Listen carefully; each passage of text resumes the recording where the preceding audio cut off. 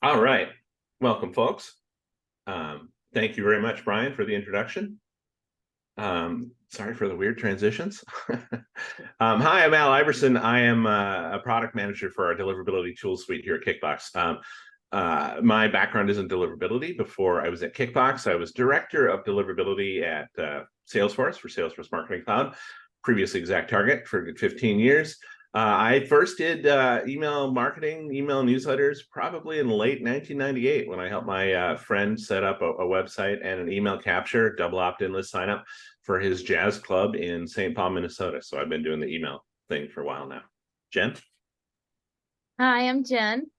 My focus is deliverability as well. I was previously at Zeta as a director of deliverability there. I came here to run the consulting team, speak at conferences, attend conferences, and work with Al as he develops the product. Thank you. Thank you. So we're not going to dwell too long on the agenda. Let's actually jump right into it, walk through it. Feel free to hit us up in the Q&A with questions along the way. We're happy to be as interactive as possible. So if you see something that's timely to ask it. And Brian has graciously offered to help bring us questions along the way. As I mentioned, we are Kickbox. We're not going to dwell long. The goal here is not to sell you stuff. It's really to knowledge share. But just on who we are, we're an email verification platform. We also have a cool set of deliverability tools, let you monitor inbox placement, block listings, that sort of thing. But our sort of whole goal here with the email verification is to help you improve deliverability by improving your inbound data, making sure you're getting addresses as cleaned up and as accurate as possible. I'm not going to mislead you. Email verification is not a magic bullet. It doesn't magically stop all deliverability problems, but good data definitely helps improve your ability to get mail delivered. Now, why this thing? Why are we doing this? What's my goal here? And as I said, I've been probably working in email marketing and the other side of it, spam filtering, since the late 90s. And so I've had sort of a long career in deliverability, and so much of that is focused on email marketing. And that sort of forgets and leaves behind a whole bunch of the email ecosystem, newsletters, content publishing, stuff that's important, stuff that people are trying to send and get out there. And there's lots of bad advice out there in that realm, and sometimes people say it's just they give bad advice that says it's just exactly like email marketing. It's not. It's a little bit different, or they'll say it's totally different than email marketing as far as deliverability and best practices and that sort of thing. Truth is somewhere in the middle. There's some nuance there. We want to talk about all of that. And the other important bit here is really, if you're a small sender, you are not in a position to get sort of platinum support from your email send platform, or get a dedicated consultant that's going to guide you through deliverability problems. So what do you do to guard yourself against the problems? What do you do to prevent, being the ant that gets stepped on when the giants start fighting? And that's a big goal, big part of what we're going to talk about today as well. So, Jen, why don't we kick off with how spam filters work? Definitely. So we're going to kind of touch on it. Spam filters can be really complex because if you read anything about Gmail, they often say we're making our decisions off thousands of signals. So our little list here is not thousands, but we can extrapolate a good chunk of what we need to think about when we're sending. And a lot of what you'll see here, the best positive that you have is going to help you. The more you have positive in your program, the more likely you're going to hit that inbox. There's no magic bullet to get you there every single time. I don't think any sender will be 100% in the inbox every single time. And the reason being is, when we think about Gmail, they can be very user level specific. And again, some of that can apply to other mailbox providers, but I wouldn't say that that's across the board. So what is a little bit more general are some of these tips here. Quality data. So if you have a lot of unknown spam traps, inactives accounts, that is a signal that you're not sending to properly collected emails, properly consented emails. And often that also means that you're going to get a lot of negative feedback from those customers, and we'll get to that next. But data quality is really important because part of being a good sender is making sure you're maintaining your list and that you're getting your email addresses the right way. Some other good positives that they're going to look for is being predictable. And that ties in with domain consistency as well. But you might hear some advice of, change this up, change this, change that, whatever it might be for you. But really, you need that consistency too with your volumes, your addresses that you're using, from names, all that kind of stuff, because that all feeds into the filters on who you are as a sender. And if you start changing it up without testing it and making sure, one, that your end audience is going to appreciate it, but two, if you change it up too quickly, that can also let the filters know something's changed. Should I be worried? Was there an account compromise? Because something that I think a lot of senders forget, regardless of your industry, is that mailbox providers have a lot of things that they're looking at that aren't even tied to you. Sometimes they're looking at abuse on their system. They're looking at how customers are interacting, all these other signals that can come in to them. So if your program changes, they might worry that there's some type of abuse about to happen or currently in progress. So being predictable and consistent is very important. Also making sure you're authenticated. That's really important to get you to the inbox, because authentication helps the mailbox provider properly identify where the mail's coming from and what's authorized. And not being brand new. So if you spin something new up because you're like, oh, I've got a really good idea of what I want to do with my newsletter, I want to have a new identity. If you just spin it up and start launching, you're going to have problems because there's no history behind that new identity. And that's what you really need. Again, it's predictable. You can't have any type of prediction if it's brand new. So you have to slowly introduce that stuff, create a history around it. And then some of the negatives you definitely want to avoid, again, the bad data, like bad technical setup, which is your email provider can help you with, or, you can talk to people about it and figure out what's the right setup for me. But also we put on here fabricated lists. And I think of that as like your purchase list or something that you're trying to come up with. And an example for that, if you're trying to grow your list and someone's like, oh, here, just use this list. You don't know who else they sold that list to. So those customers could be receiving a lot of mail. They could get tired, and then you just look like spam and you get complaints. But also if you buy lists, so for example, my address here at Kickbox, it's not publicly available. So if I'm starting to get cold email, I know somehow that email was collected in a way that was not sound. And so I generally will complain to every cold email I get, for example, because they shouldn't have my email to begin with. So those are some high level positives and negatives of what they're looking at around the system. But then we also think about engagement. And this is a huge signal, especially for Gmail. Even if you have a mailbox provider that doesn't have the capability to look at every movement a customer makes, spam complaints are always a huge one. And that is a negative signal. It's an action the user takes. But other engagement signals that you want to drive that will help mailbox providers identify you as a wanted sender is high engagement. And that could be through opens, clicks. It could be through starring a message, putting a reminder on there, adding you to a safe sender, putting you in a specific folder, engaging with you in a way that shows that the mail is wanted. Pulling stuff out of the spam folder is a huge one, because that's saying, hey, your filter's wrong. It needs to be here. So those are really good movements. And those are things that when you're signing people up to your newsletter to keep in mind, to say, what expectations should I set? Look in your spam folder. If you find us there, drag us out. Give us those positive signals. And then another one that I'll touch on quickly are block lists. That's a negative. And a block list, you usually are listed there because you're sending to bad data, low quality data. And that could be spam traps or people who are high complainers that then report your mail to maybe a block list provider. And so not all block lists are scary and going to cause you a problem. So don't panic if you're on one. But if you're on one of the bigger ones, you will start to see immediate impact, like bounces, spam folder placement. But if you're on a small one and you're sitting there going, oh, what do I need to do?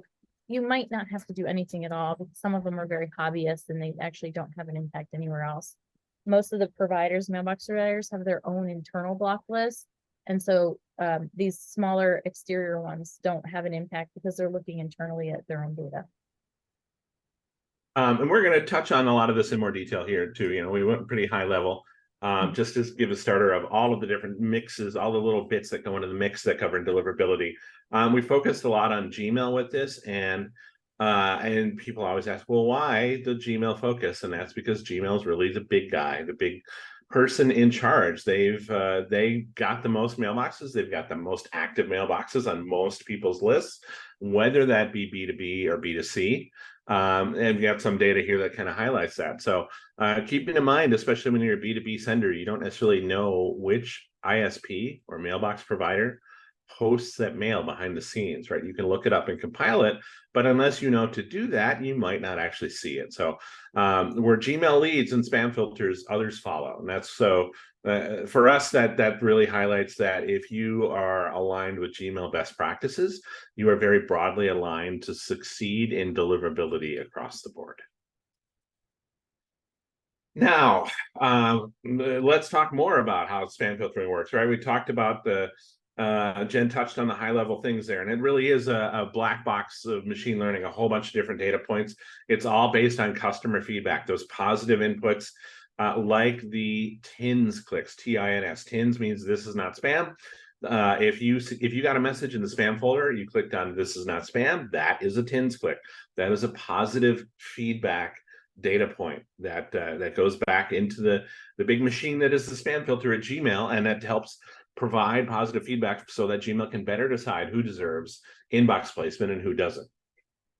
Jen talked about too, there are 70 plus block lists out there. I think we checked 90 inside of our tool, but really less than 10 of them actually impact your deliverability. Anybody can publish a block list. There's a block list called Spam Eating Monkey, and you could find your IP address on the Spam Eating Monkey list. Does not mean it has any correlation to your ability to deliver mail to Gmail or Microsoft or Yahoo or Proofpoint. A lot of these broadly published block lists are not broadly used. So it's always important to keep in mind that Spamhaus is the one that matters. If you're listed on Spamhaus, you or your sending platform have a plot problem. That's the big one to chase after. Everything else is sort of at a much lower level. Now, how does spam filtering not work? This is, I want to highlight some of the bad advice. One of our friends said they reached out to support at a certain platform a couple of weeks ago. I'm not going to name the platform because everybody has problems with sometimes with tier 1 support or giving bad advice or trying to be speaking beyond their expertise. For example, 88 spam words to avoid, 300 spam words to avoid. Just avoid these 12 spam words and you'll be fine. That is baloney. There's no like magic list of words that if you just avoid these words, you're going to be fine. You can use the word free in your subject line all day long. There's an asterisk here, and that there's always an exception that proves the rule. If you're selling something that comes in little purple pills or some other thing, or even Microsoft updated something weird in a filter today, and suddenly the word house causes it to go to spam if you use it in the subject line, that kind of stuff does actually happen sometimes. So you're going to see weird edge case stuff, but the key there being that it's the edge. It's not the normal. It's not the usual. 99% of this is all based on reputation. There's a bit of an overlap. Where does reputation and content sort of intersect? And that's domain reputation. You know about SEO and you know about link quality, you know that domains have rankings as far as how spammy their content is, how well they're set up for SEO success. Are people trying to game that system, etc.? Similarly, domains can have an email spam reputation. Are they present in email spam? Do they link to websites that have a good reputation or a bad reputation, either from a spam or an SEO perspective? That's where that sort of gets a little muddy, can kind of overlap. So the more you link to other sites in your newsletter, in your content, the more you introduce additional potential reputation issues, because each of those domains you link to has its own reputation. Now, you can't always proactively know exactly where these problems are going to happen, because like Jen said, a lot of these ISPs have internal block lists and don't really publish that data. But what you can do is you can test. You can also test, monitor, look for issues that you find after the fact. Maybe your open click rates are way lower because of a certain campaign. Do testing of the content in chunks to try to identify which one. Make sure you send to your usual test addresses beforehand. Make sure the stuff's delivering as normal, and so forth. And the key there is that newsletters live in a world of spam filters that were defined by email marketing. And it's a pain in the butt because a lot of the spam filters were created to help limit or guide email marketing so that if they're forced to follow best practices. And sometimes it fits well with content marketing, content sending, newsletter sending. Sometimes it doesn't. So you sort of get stuck living in somebody else's world a little bit. But you keep these basics in mind, and it's a good starting point.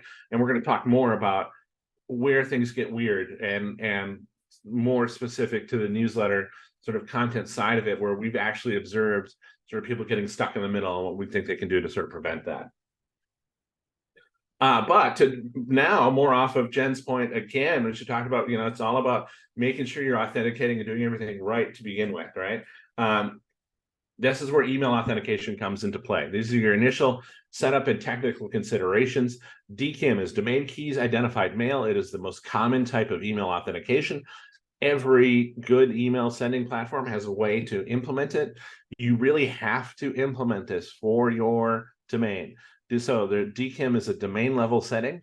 If you don't set it up, platforms will do it for you, but they'll do it for their domain instead of your domain. So they'll, like, if you're sending through ConvertKit or something that uses SendGrid and you don't set up DKIM, they'll set up a DKIM that says SendGrid instead of you. And that is bad. You don't want that. It's better than nothing. But the goal here for your success, for deliverability success, is to be able to tell these mailbox providers that you are you. And to be able to do that involves setting up DKIM properly, setting up your dedicated sending domain, setting it up so that it authenticates specifically as you. It's not super hard to do this. Apologies when I shut the door there. It's really just copying and pasting stuff in DNS. I know that's tougher for some people than for others.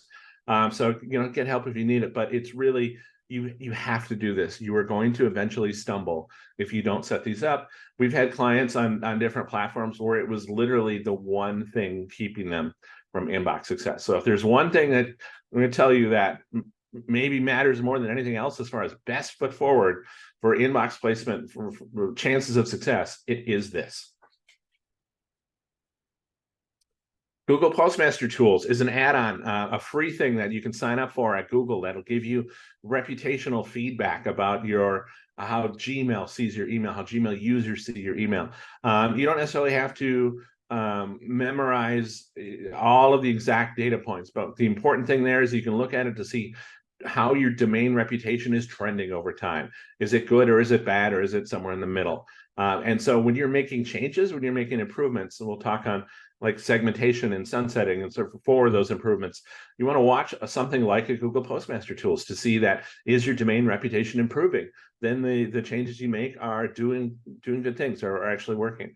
Or are you having trouble? Does it, if you think you're going to the spam folder, but then you check Google Postmaster Tools and it says your domain reputation is high, your IP reputation is high, maybe something else is going on there. Maybe something else is misconfigured, or there's something, maybe it is a content issue. That's where can I tell you that can separate what Gmail sees from what you see.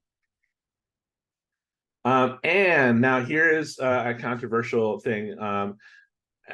Double opt-in, where you send an email message, somebody has to click on the link to verify their consent before they get added to a list. Platforms have had this forever. MailChimp and others can implement this by default.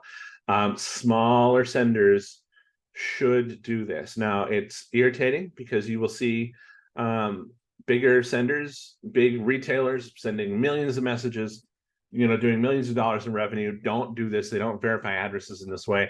And so you might go, oh God, that's unfair. Why do I have to do it as a small sender? And for somebody small who doesn't have the brand recognition, the expedited support, the escalated path to get help with something, if you want to avoid the issues that will make, they'll be a lot harder for you to fix because of who you are or how small you are, double opt-in is the protection against that.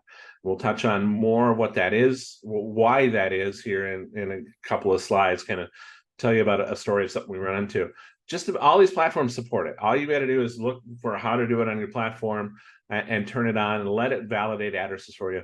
Yes, once in a while you're going to get somebody who's frankly too dumb to click the link, but most people, hey, this has been around for 20 years at this point. If there really can't be that many people left that don't know how to click on a confirmation link.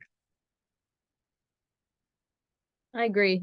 Just to add in really quick, especially when you set up that expectation. So some of what you might need to do is just look at your onboarding process a little bit and say, how else can I bring these customers on? So it's intuitive. It's not intrusive to what they need to do. It's, hey, you want your newsletter? Sweet. I'm sending you a welcome. Go ahead and click that confirm opt-in link and you're ready to go. You don't have to, it doesn't have to be difficult, but they just need to take that extra action. Again, if you can set the expectations, that tins that Al mentioned, that this is not spam, that's when they can also kind of reset things, as if they're looking for you and they can bring you to their inbox and click double opt-in. It's another way to do it. And Al, you mentioned being small and being large. Yes, some pay extra to get that deliverability support and they pay extra to use the tool, but also think about the mailbox provider. When you think about just the numbers of it, a large client that has one that sends millions and has one complaint doesn't seem like a bad sender, but a sender who maybe sends 1,000 emails and has one complaint, that complaint is a little louder. So it skews a little bit for smaller senders. When you have some negative signals, it makes it a little bit more wobbly in terms of how good are you and how much trust should I give you as a sender. A lot of those block lists don't even properly consider the denominator in all of those cases. So like you say, if they can see how much volume you have, they might only see 50 messages, and so the complaint rate is very high. Some of them who aren't able to see the denominator, so they can't quite probably do the math. If they just go in those cases, they go off of raw complaint numbers. And so you with your one complaint might look at the same spam level as somebody who sends 1 million messages and has that one complaint. So you get into weird stuff too, where it can kind of hurt you in both directions, where they can kind of compare you to a big spammer based on number of raw complaints, or they can compare you to a big spammer based on complaint percentage. So sometimes it's a little bit of a damned if you do, damned if you don't scenario. And that's what we're going to touch on here. I think when we get to the Venn diagram side here in a couple minutes, I'm eager to get to that because I'm eager to tell the story. So I'll power through and we'll talk about that in a little more detail there, like how little guys get sort of caught in the gears, caught in the machinery unfairly. But to Jen's point and to my point here, it's all about doing the right thing, and that means don't do silly things. Here's 1 yes and 3 no's, right? Affirmative consent is very easy to identify as a standard. It's right in the CAN spam law. You can Google it. It'll break it down for you. People should not be surprised to get signed up for your emails. People has to have expressed an interest, a specific interest, and actually requested to get emails from you. Then you're fine. That's, I'm not a lawyer. There's, there's other things you could probably get away with, but the closer you get to the line to say, well, I'm gonna get close to that line, but I'm not gonna go over it, the more you're setting yourself up for trouble. Don't do sneaky stuff. Spam is legal. So legal is not the point with any of this. It's all about what is going to protect you against deliverability problems. Spam is legal. Blocking spam is legal. So don't do stuff that makes you look like spam. Otherwise, you're setting yourself up for pain. Jen. Yes. So for this one, something else to keep in mind. So we just talked about getting that first consent, but something to keep in mind is that permission is not forever. Especially if you think about Castle, GDPR, and the type of consent you're getting, you could put a legal spin on it. Says yes, technically, legally, this implicit consent isn't legal forever. But if you take the legality out of it and just think of yourself as a person, someone who's receiving your content, is there permission? Are they still wanting your mail? Are they showing you that they still want it? And that's really important because their engagement, again, is a huge factor in filtering. So, for example, if you're doing content about babies or motherhood in the early stages, or I should say pregnancy, a woman is only pregnant for so long. And so at some point she may fall off and not be interested because now she's more focused on the growth of the baby and all that other kind of stuff. How to manage when they yell at you, all those fun stories. But so thinking about your audience and when are they going to start to fall off? Is there a reason for them to stay on it? Because again, you might have the legal consent, but if they're not really permitting, if they're not interested, their actions are going to speak very loudly to the mailbox providers, which are really the ones in control of where your email goes. And so keeping that in mind, that's why we have recommendations like sunsetting processes, so that you can think about at what point in time are we done, or that I know will be done in a few months. And then you start to sunset them in a way where your communications may change or your cadence may change. And we'll talk about that just next, but you'll start to think about, how do you interact with them differently? How do you say, they are still engaged, even though they might be out of this life cycle and they still want the mail? Do I re-permission? Do I re-engage them? There's a lot of stuff to keep in mind. And, we've got MPP, which is the mailbox protection from Apple. And basically what they do is they open everything. So opens are very flawed. So you have to focus on clicks. So as a content provider, and I know some content providers, their user base is heavily just, I want to read the content and not interact with it. So this makes it tricky for you. But are there any ways you can tease them to elicit a click, or engage them in some way so that you can still see they want your mail, so that they don't necessarily fall into this bucket of, I'm falling out of the interest in this content provider?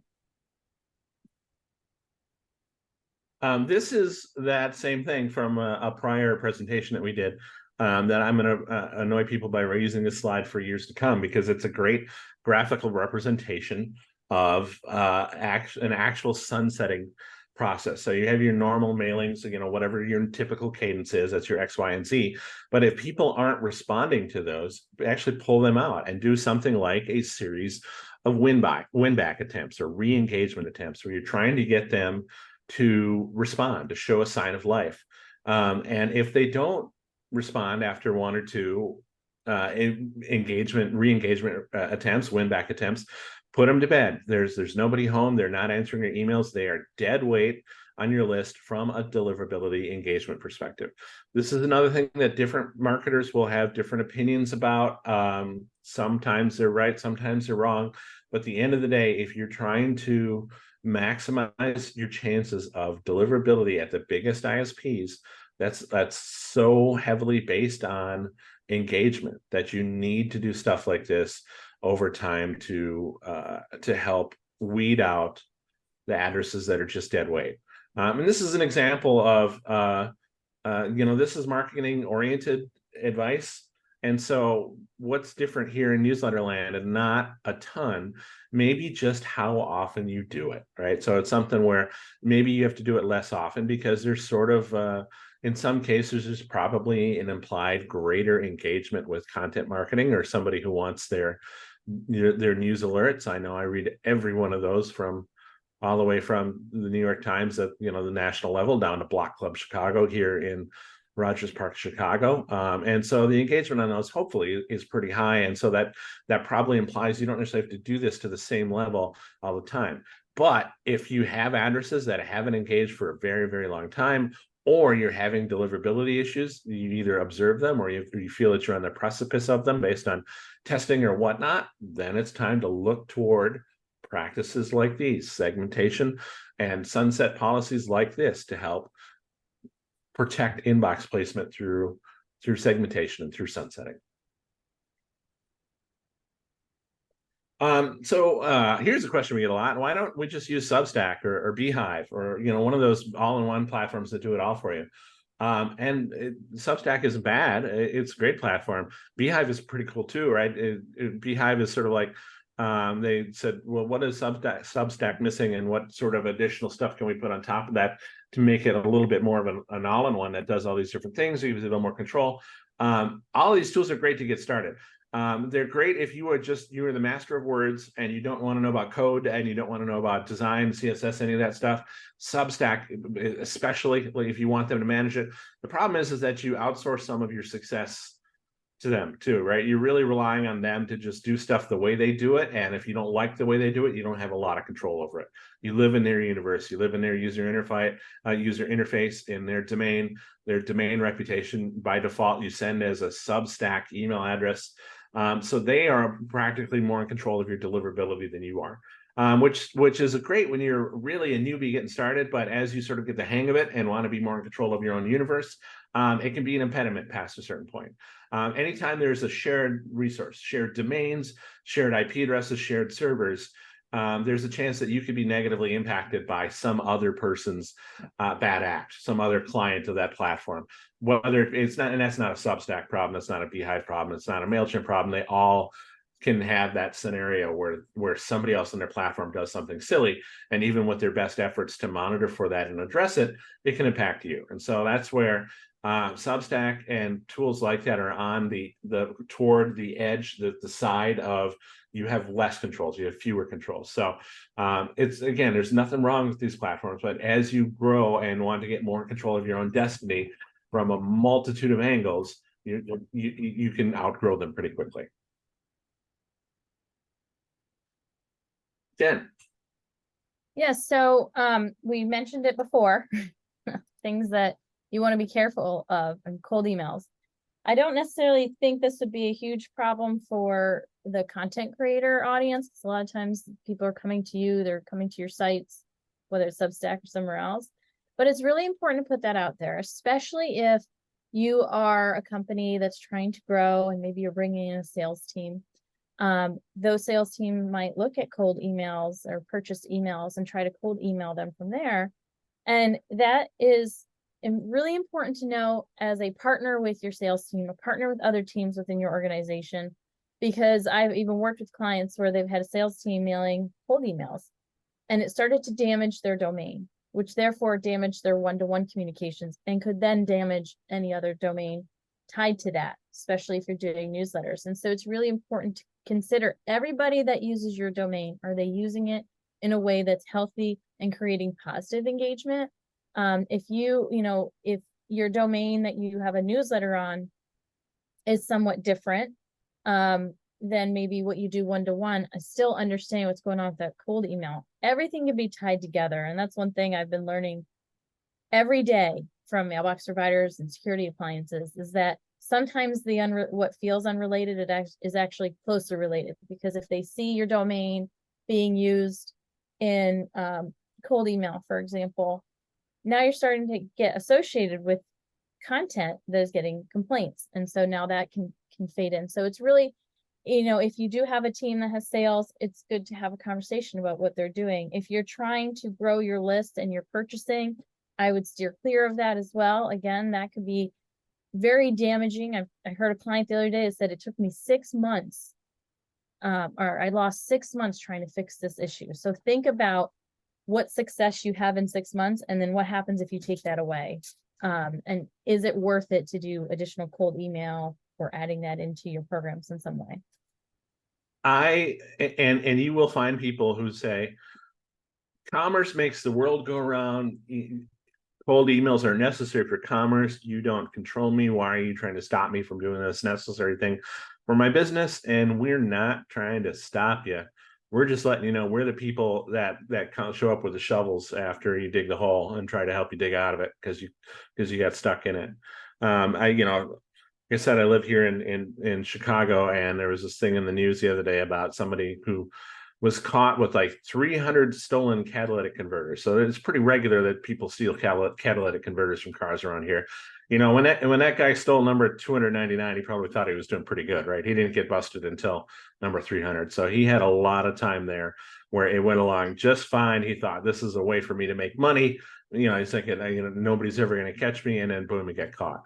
I'm not saying cold emails like stealing cars or parts from cars or anything like that. What I'm saying is it's something you can get away with it for a little while, but it's going to catch up with you, and then you're going to struggle to get mail delivered after you run afoul of filtering because of that. So stay away from it is the best way to avoid the pain of it. So remember we talked about that level of complexity of deliverability control that you have, right? And there's good and bad on both sides of these. And I sort of map this out. So you look at on the easy side, where the platform does most of the heavy lifting for you. That's your stuff like Substack and Beehive. And then you go all the way to the other side where you have your Oracle and Salesforce and SAP marketing clouds, Twilio and platforms like that. Stuff in between, you've got MailChimp, Constant Contact, ConvertKit, iContact, other stuff. Maybe a step up from that is Braze, HubSpot. And so you've got this spectrum of how much of it is in your control, right? To the left is less of it's in your control. To the right is more of it's in your control. And so if you're a big sender and you have technical expertise, you can hire the technical expertise. Marketing clouds are great, but people would describe some of the marketing cloud stuff to me like they give you a box of gears and an instruction set, and it's like, go assemble your Lego Millennium Falcon. You get 3,000 parts to put together and figure out how it all works. But when it's done, it's going to be really, really cool, and it's going to do a lot of amazing stuff. So if that's not you, right, you're right on the other side. You don't have the ability to do all that stuff. You don't need to know about marketing automation or any of that stuff. So you set it up on Substack, and that's fine. But then you move up to the next level, so like a Constant Contact or a MailChimp. Even in that middle level where you have some control, stuff can go wrong. That's completely outside of your control. And that's kind of led us to the whole reason we wanted to do this webinar today. And that's because we ran into this with a few clients, a number of clients a few weeks ago, a few months ago now, maybe, but where they're sending through these mail platforms. They've got stuff set up fine. They're just doing their newsletters. They're doing local news or content or newsletters, and suddenly their mail starts going to the spam folder, and they didn't change anything. They didn't suddenly start spamming. Their engagement rates are pretty high. They don't seem to be bad people. They're not even really doing marketing messages. There might be a sponsor message in some of the news they're sending or that sort of thing, but they're not. And what had actually happened was they kind of got caught in the middle. Like I said up front, think of the ants getting stepped on while the giants fight, right? And this is a case where you've got these three different responsible parties that all control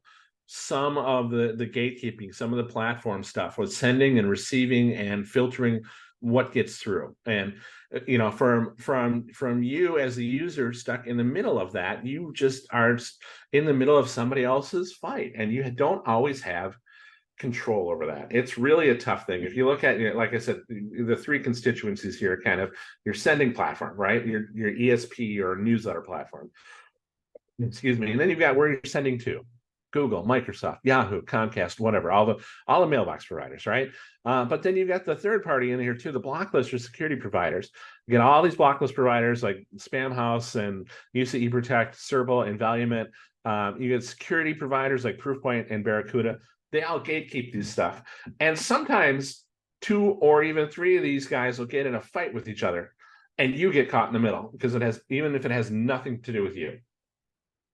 So what Jen and I ran into there was exactly that, where a mailbox provider introduced a new block list as a data point that seemed to catch all these clients of a specific email platform.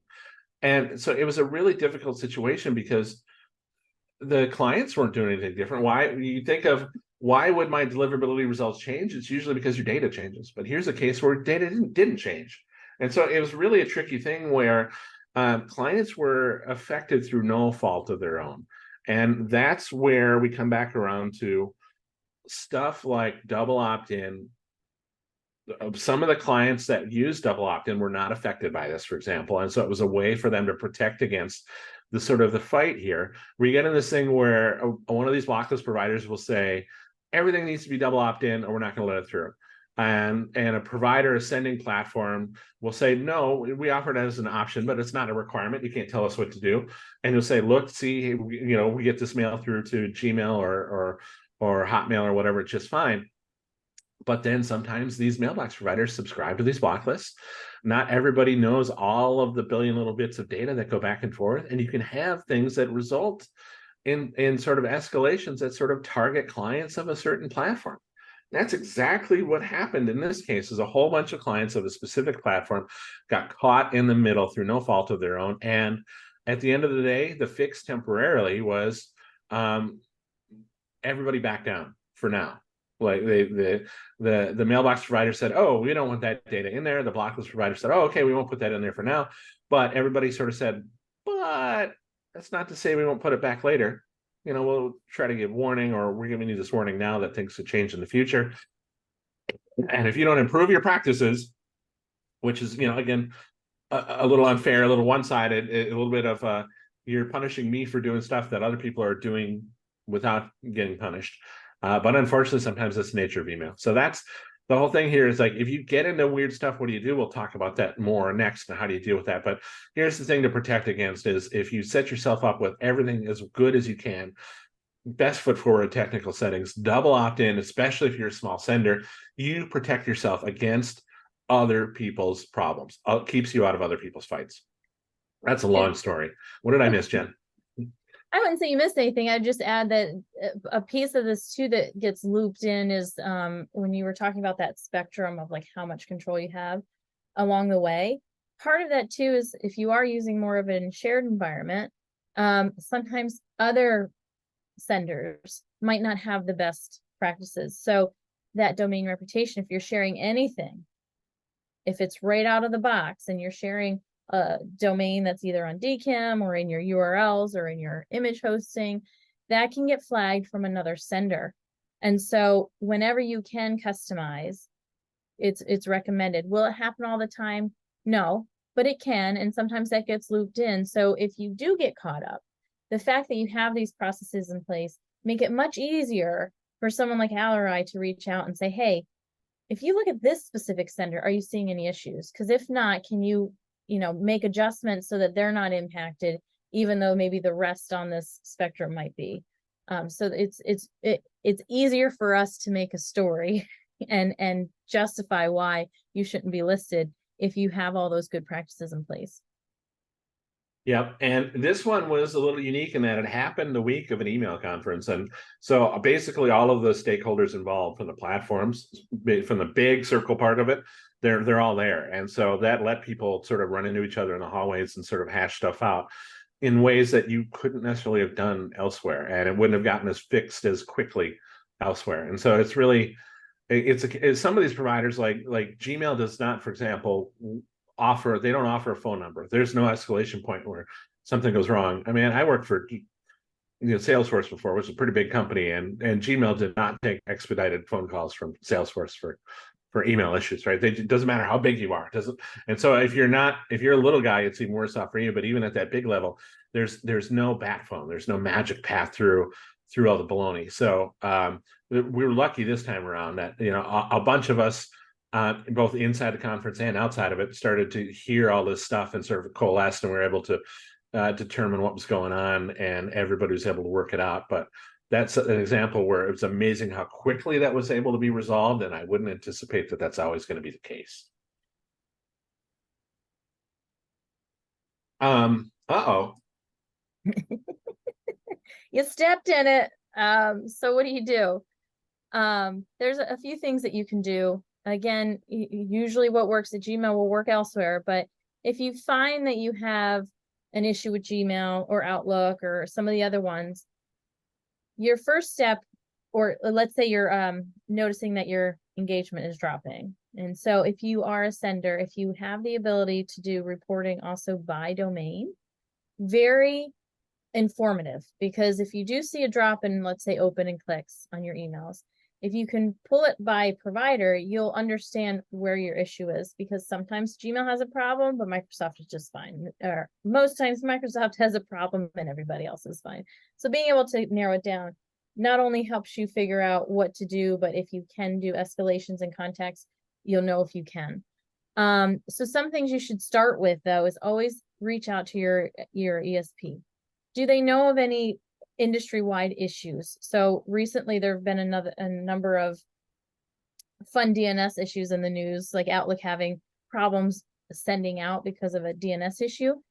And sometimes I think it was it maybe 3 years ago, Gmail marked a bunch of valid emails as unknown or not in existence. And so a lot of senders had to go back and retry them later and resubscribe them. So issues happen. So it's important to ask your ESP. They have people in the industry that keep on top of this stuff. And so that can help you figure out, is it them or is it me? It can also be a question to your ESP to figure out, is it your ESP or is it me? Because sometimes maybe they made a configuration change that adjusted things and you were impacted.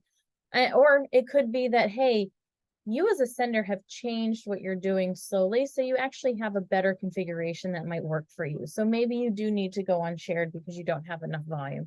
Or maybe you now have enough volume that you're not sending as quickly, so we need to put you on your own infrastructure. So those are things that you start with them to see what they can alert you about before you can figure out, what do I need to do next?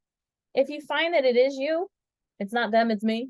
The general first step is to suppress inactive. So it can vary, but if we wanted to give you a gauge, would say suppress anyone who hasn't engaged in 6 to 9 months. And this engagement could be directly from your campaign reports. Have they opened? Have they clicked? But with content developers, it might also be who's visiting your website, who's reading your content there. You could also look at, subscription date, because if you just were subscribed, you might not have a chance to engage in the first 6 to 9 months. So take all of those data points to really look at what's your confidence in the audience that you're mailing and that they are interacting with your mail, because although they might be interacting with you elsewhere, we also have to think about what is the mailbox provider seeing or potentially seeing. And so that's what we're trying to do. We're trying to improve the picture at the mailbox provider so that your reputation improves. As you start to identify those who aren't engaging, pull a list, don't throw them out, just put them aside for now and continue with your highly engaged. Those that are screaming that they want you, make that noise louder so that the mailbox providers can see all that positive interaction. And it could take 4 to 8 weeks for a change to be made on its own. Sometimes it could be a little less if it is a provider that does allow for remediation support to go in, but it's not going to necessarily be a quick turn. And again, by limiting your audience to those who are engaging, I like to think of it as if you go into a stadium, if you fill that stadium with people who are excited and screaming loud, it's going to be really loud. You're going to know you're doing a great concert or the game is going really well. But if you have a lot of people in there who just aren't interested and they're maybe looking at their phones instead, the whole energy is going to drop. You're gonna be like, oh, I don't know if we're doing what we should be in this stadium because it's not very loud. People aren't excited. And it's the same with mailbox providers. All the signals that they're looking in, are they overwhelmingly positive, or is there something else that you can kind of pull out to help lift that noise, make it louder? And the final point on here is don't worry about bouncing or open inaccuracies because of MPP. Because MPP, again, if you send to a device, they're just going to open everything. At least you know it's going to the inbox. Those are people that the MUA at least knows that they want it. They haven't found a reason to filter it otherwise. So, and it's still someone that you could mail. This is just a gauge to help limit out those that are clearly unengaged, the ones that clearly aren't doing anything positive for your system. And then you're going to focus on them for the time period until we start to see a movement up everywhere else. Tins. I love saying tins. Tins is my favorite thing in the whole world, because Gmail spam filtering is entirely user-centric. It's all about feedback. It's active feedback, active and individualistic. So it takes data points from people and it customizes the filters for those people based on those data points, both at the individual user level and at the system-wide level. So in other words, your positive data points are going to change how your filtering works. If you give different data points than I do, you and I might end up with different Gmail spam filters, but those also still feed the big sort of reputation and engagement engine that govern how the default filters work for people who have not expressed a preference about whether or not they want to receive certain email messages. Google and others rely on their built-in sort of broader level filters and all of that data crunched together to decide, do they want to put this mail into the spam folder or put it in the inbox? So it's all about the feedback. It's really feedback oriented. So encouraging engagement is the way to do that. And this is not really, it's not a promo versus not promo issue. You get some people who want to debate tab placement and whether certain tab placement is bad. But at the end of the day, Gmail considers all the tabs to be the inbox. they think engagement tends to be pretty high across the tabs, and we kind of look at it the same way. So that's Tins. Tins is where it's at.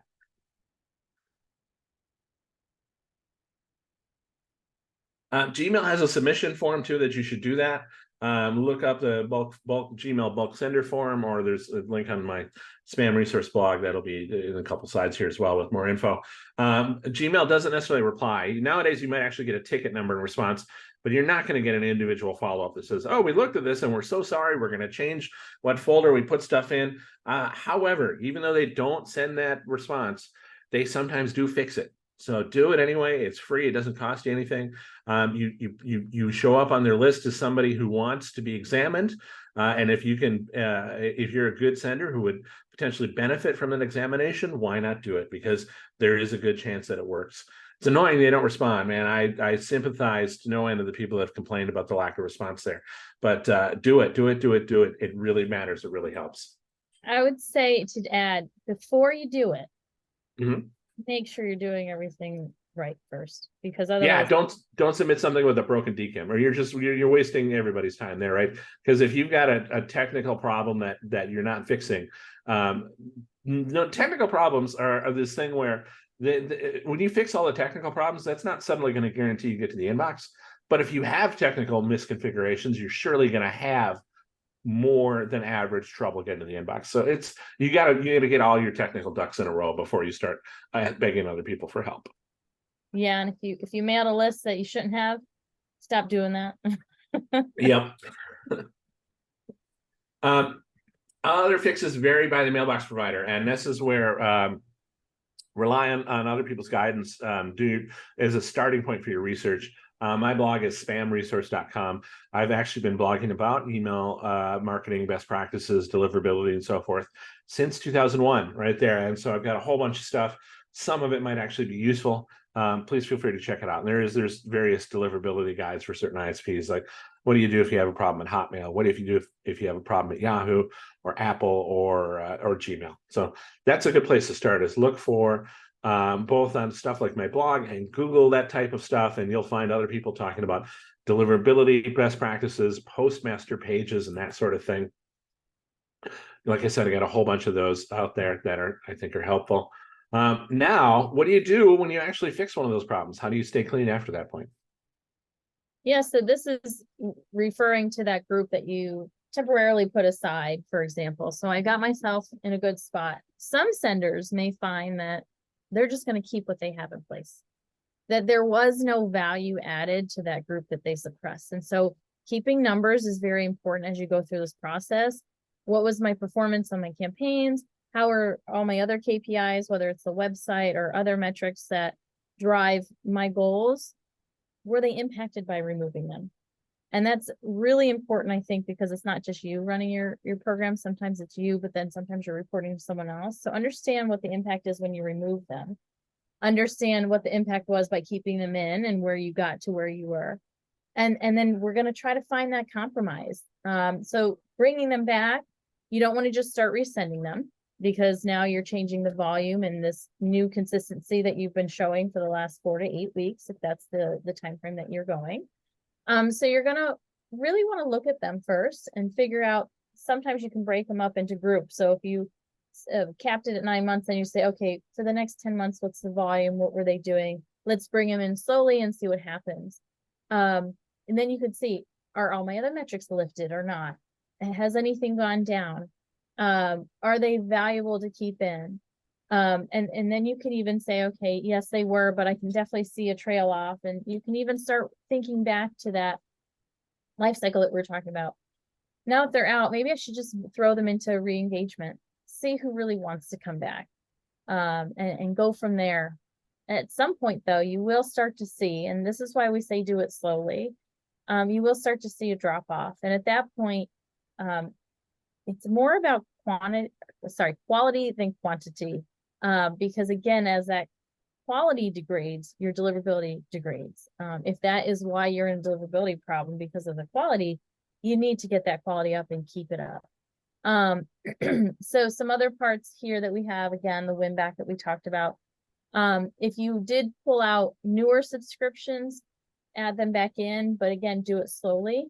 But also consider maybe, you might not suppress new subscribers as well. So if you have the ability to really manipulate who you're targeting when you were trying to pull them out, keep them bucketed in a way so that it's easier to bring them back and bring them back slowly and in different groups. And you know who's impacting what and how.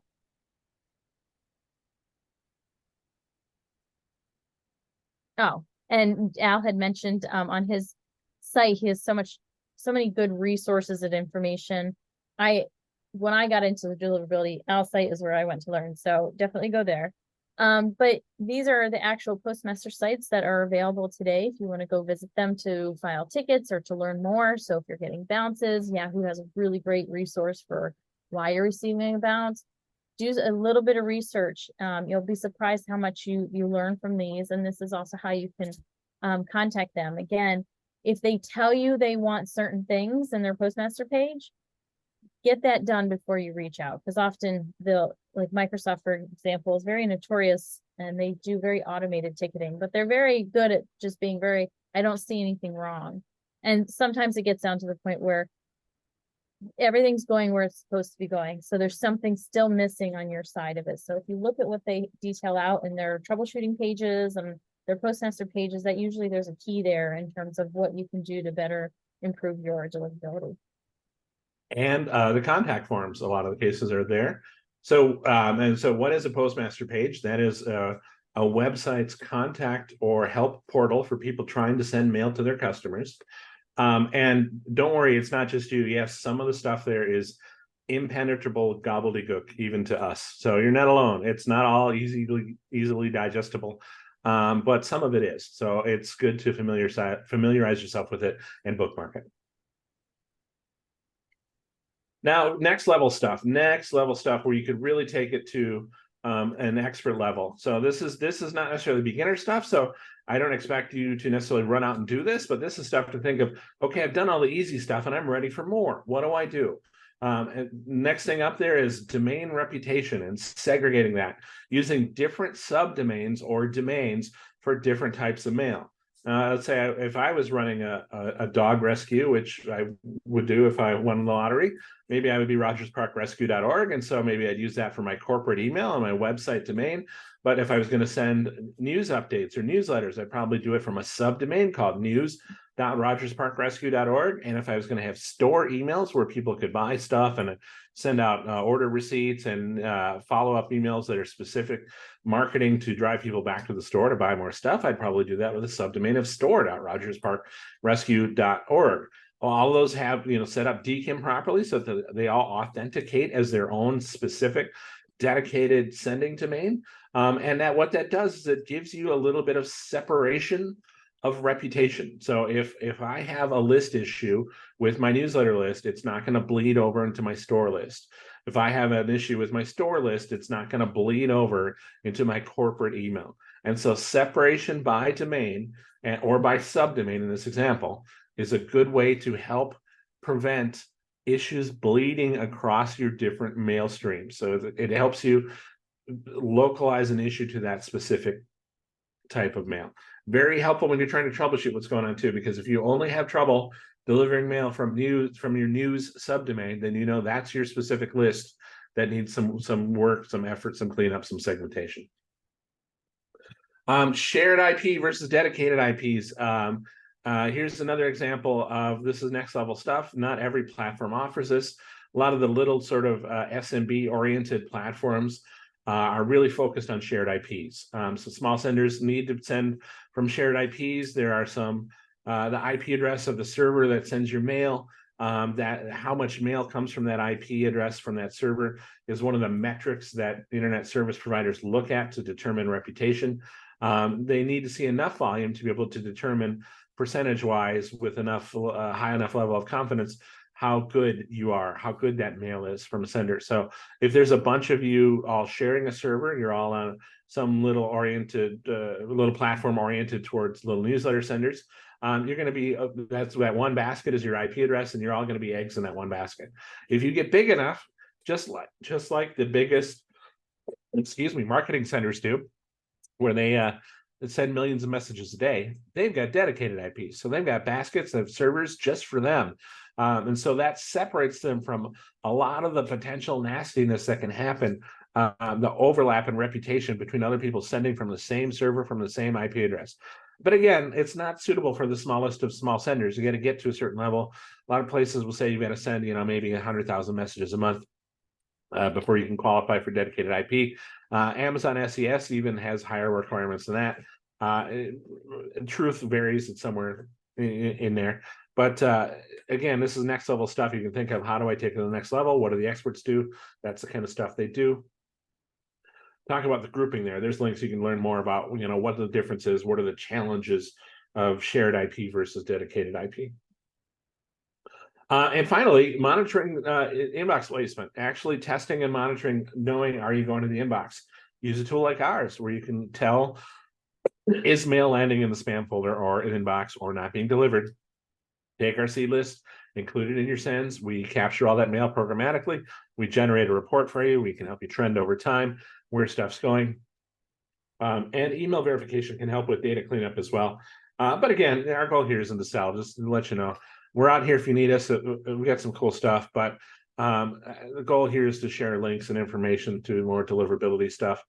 So skip right over that. And we're going to send out all of these links and stuff in email afterward. We're going to not only send out the recording, we'll send out a PDF of this stuff too, so you don't have to try to type these back in from viewing the screens.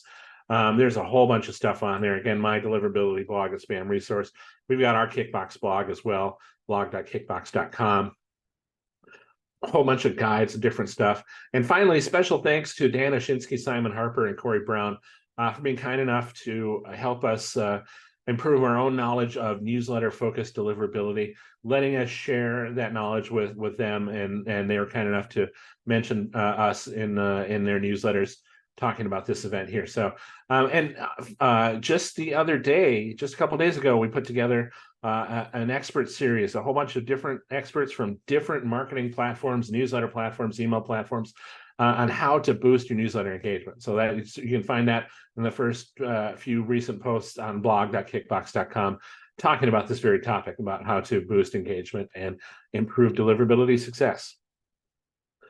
And I think that leads us to questions. We are already over. I don't know, Brian, do we do questions, or Jen, how far should we go here? We still got a full house. I think there's we could hit up. Yeah, there's a few good ones in here. But no, that was great. It was, it's a lot of content. So yeah, I definitely want to give people a chance to ask questions. So yeah, if anyone has to jump off, totally fine. We're going to send a recording of this afterwards, so no issues. If you have any other questions, now's your time to ask them. So Jen, we have one about sending new signals. Mm-hmm. I think you had mentioned that. Yeah, someone's asking if you could elaborate on, like, how would you introduce a product slowly, like sending to, would you start with a sub list, or a more segmented list first? Yeah, it was a great question, because it's about if you set up a new domain or something like that. One, you want it to exist for a few months. You don't really need to do anything with it. Just let it exist. Have a website if you have one, but don't start mailing with it right away. But just having it registered is a good sign, because spammers like to spin up domains, send with them, get rid of them, and move on. So the fact that you're spinning one up and it exists for a while is a great first sign on its own. But then you need to introduce it and all the configurations tied to it, if you do decide to mail with it, slowly. So you go through a warm-up strategy, and we have lots of guides on our Kickbox blog about how to warm up. But essentially, it's like you're dating, and you're first meeting the mailbox provider, and they want to figure out if they want to keep dating you. So you start slow. You send a little bit of volume, you send it to your most engaged. So yes, to your question, you start with a smaller portion of your list, but make sure it's high quality, so that all those positive signals are screaming at them.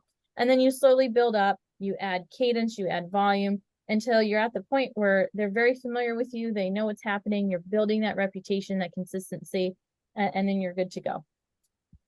And even from a testing perspective, don't send mail from a domain that's less than 30 days old. I've gotten bitten by this myself. Spamhaus will reject mail from any domain that is less than 24 hours old.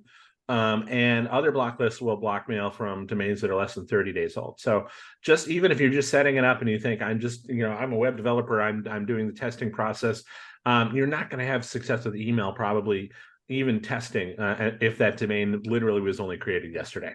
So there's got to be a sort of a bare minimum of life before you start sending mail using that domain.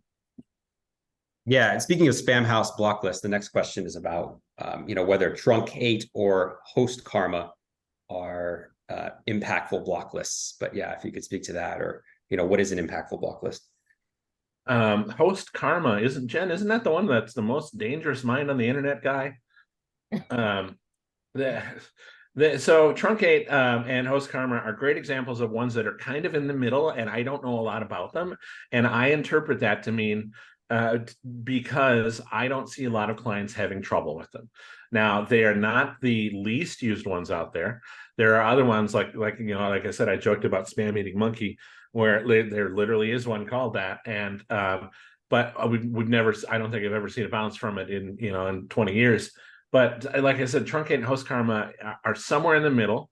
I think you'll find a few hobbyist sites tend to use them, tiny little regional ISPs here and there.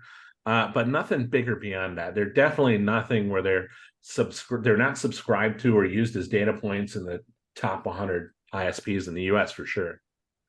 Yeah, I'd agree. Like, one way to check if a block list is important to your program is to look at your bounces. That's one first step that you could look at. If you're not listed in any, if their block list is not identified in any of the bounces, that likelihood of it impacting you is even lower.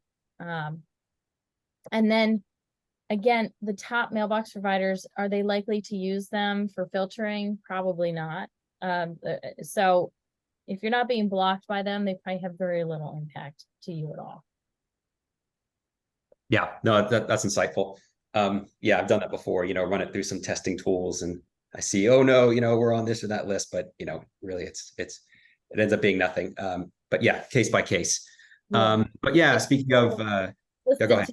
All my email went to spam. I mean, that's a good correlation. So yeah, maybe that's telling you something. But yeah, speaking of testing tools or tools that you can use to check before you send, or just to check the health of your email. What about links that you're including to other people's domains in your newsletter? Is that much of an impact? And if so, how do you test for that? That's a tough one. Yeah, because you can look up, like, you can check the Spam House domain block list, the DBL.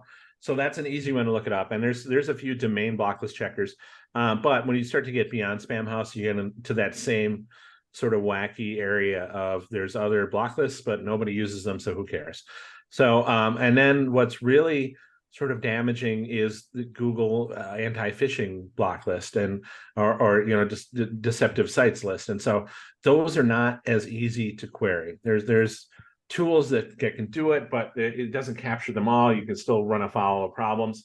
So I don't know the best way to proactively do it. I think in that scenario, I know I look at Spam House DBL. I tend not to worry about other weird block lists beyond that one. And then it's a question, that's the only proactive upfront testing I do. So then it's a question of testing after the fact by testing inbox placement. And so I know that generally speaking, I get pretty good open rates. I get pretty good inbox placement. I use inbox placement testing for my own stuff.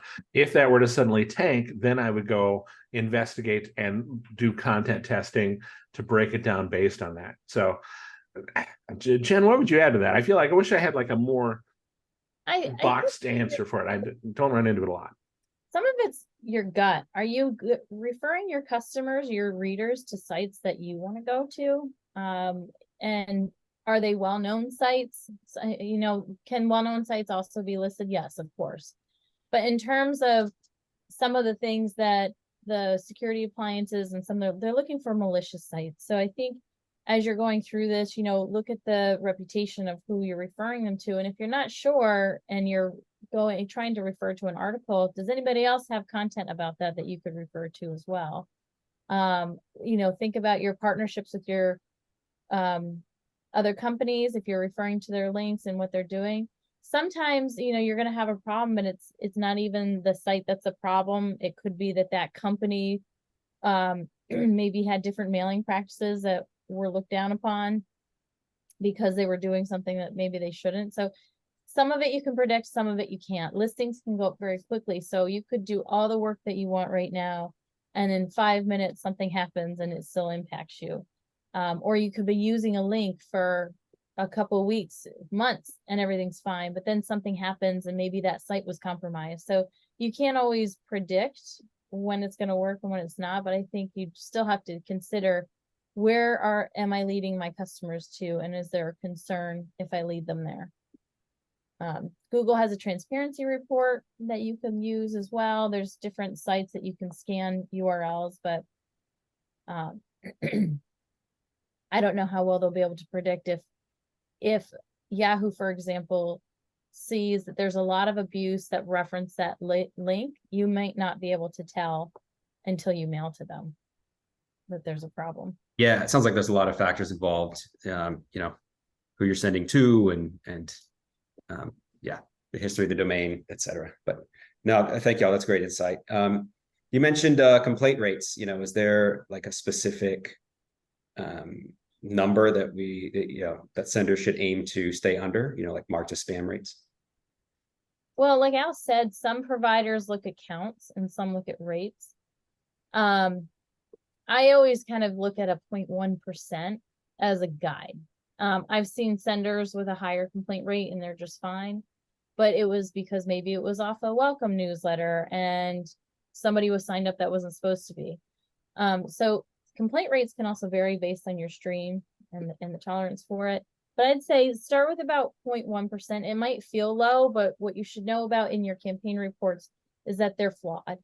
Gmail, for example, does not have a feedback loop. So if 80% of your audience is Gmail and you have a very low complaint rate, it's because Gmail is not giving any data into it. So you actually probably are seeing more complaint. You likely are seeing way more complaints. It's just not reported in your campaign reports. So start on the lower end, 0.1%. And if you start to, look at the trends, if your complaint rate is always at 0.1 and then drops to 0, you're probably starting to go to the spam folder.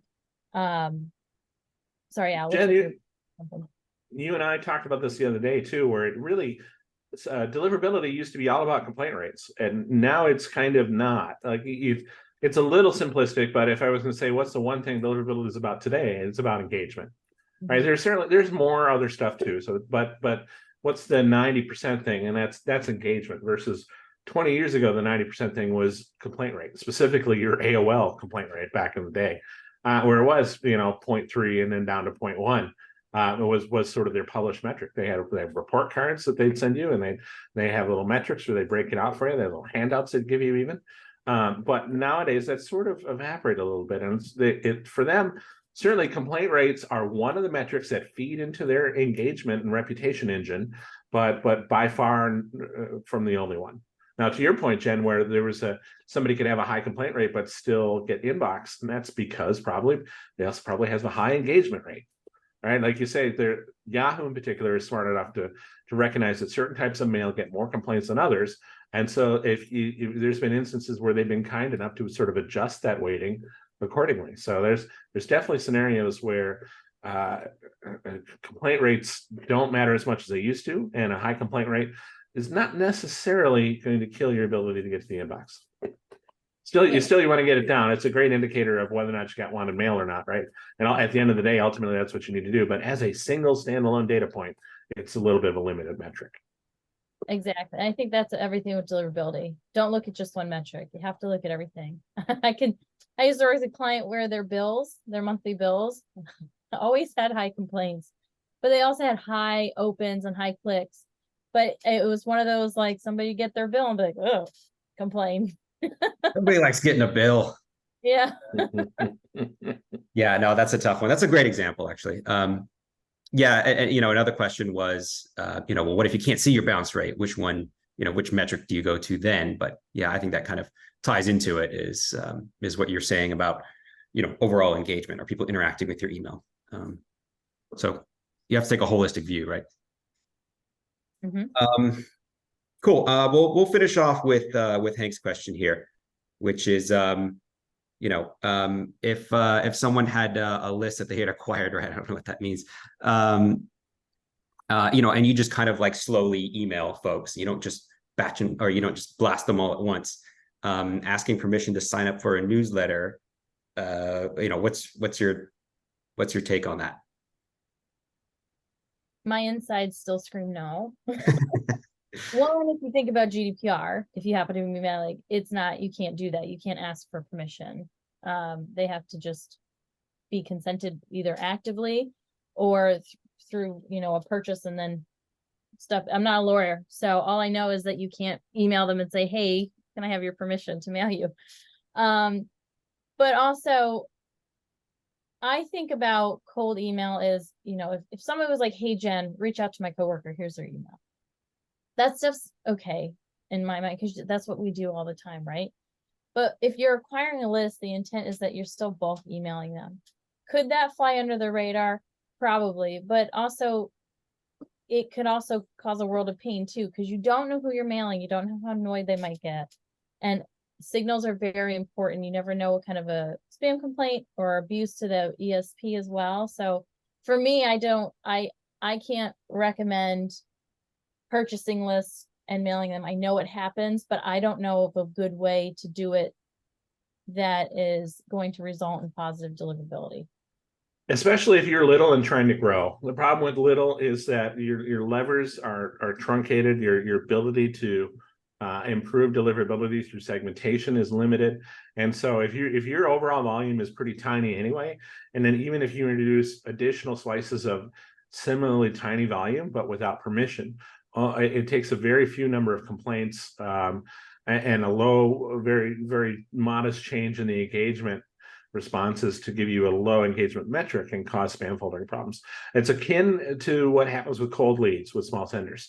If you only send 50 messages, 10% of them not being unwanted, or 10 of them not being unwanted is 20% people giving negative feedback, and that's huge, right? And so at those small numbers, tipping the scale against you can very easily tip it over and have it land on you. So the better thing to do there is if somebody has a list and they're willing to share, what they need to do is send on your behalf, send as them, and send an invite. Say, hey, this is my newsletter. Thank you for signing up for my newsletter. Would you also like to subscribe to my friend's newsletter? Click here and track the clicks and give them to people who opt in. So that way that you're covered from the opt-in perspective, from the sender sending to their list, they're the list owner, and you're letting people choose to opt in. It's tough because you don't get as many signups that way. But if you do it and the audience is right, maybe you do a remail or two, you can still safely capture a lot of new leads that way. And then there's a whole bunch of other better ways to grow your list too. And Dan Oshinsky and Corey Brown and the other folks that we link to here talk about how to grow newsletter engagement. Simon's Mail Mondays talked about, just summarized a whole bunch of stuff from Dan Oshinsky's How to Grow Your List, both with organic and paid options. So there's a lot of stuff you can do. There's a whole bunch of better ways out there to do it that I wouldn't even bother with something like this. Yeah, no, that's a great point, especially, considering if you have lower volumes, you don't have as much of ability to segment. I appreciate y'all sharing your insights. But yeah, we'll go ahead and wrap up there. We took plenty of time. There's lots of information here. And, I enjoyed a lot of this information. I always learn a lot, especially when we're talking about exactly how to, re-engage subscribers and, the actionable advice that you give here. So with that, I'm going to have to go back and watch the recording. Yeah, to get the most out of it, we're going to go ahead and send this to everybody. We should get it out today. So, if you have any other questions, feel free to reply to that email or, or contact deliverability@kickbox.com here. And, we'll be happy to help you out. But yeah, I really appreciate everybody spending time to be with us today and to learn, to stay on top of the deliverability game. And we'll be in touch soon with not just the recording, the webinar, but with the relevant resources that were mentioned at the end of the presentation here. So appreciate it, everybody. Have a great day. Thanks. Bye. Bye.